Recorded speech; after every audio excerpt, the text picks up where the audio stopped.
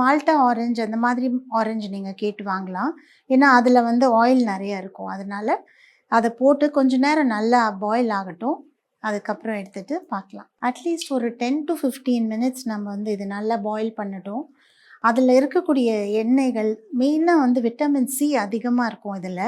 So அந்த vitamin C மற்றபடி அதில் இருக்கக்கூடிய எண்ணெய் சத்து இது எல்லாமே ரொம்ப நல்லது. ஸோ எல்லா டைப் ஆஃப் ஸ்கின்க்கும் சூட்டபிளாக இருக்கும். ட்ரை ஸ்கின்னுக்கும் நல்லாயிருக்கும், ஆயிலி ஸ்கின்னுக்கும் நல்லாயிருக்கும். சம்மர் டைமில் நம்ம ஸ்கின்லேருந்து நிறைய ஆயில் லூஸ் அவுட் ஆகிட்டே இருக்கும், பருக்கள் வரும், சில பேருக்கு கட்டிகள் வரும். ஸோ இந்த மாதிரி சீசனில் இது ரொம்ப நல்ல எஃபெக்டிவாக இருக்கும். இதால் எடுத்து முகம் கழுவினா கூட ரொம்ப நல்லாயிருக்கும். இப்போ நம்ம வந்து இதை ஒரு பேக்கில் மிக்ஸ் பண்ண போகிறோம். நல்லா பாயில் ஆயிடுச்சு. இப்போ நான் வேணுன்ற அளவு இதில் எடுத்துக்கிறேன். வடிகட்டி எடுத்துருங்க.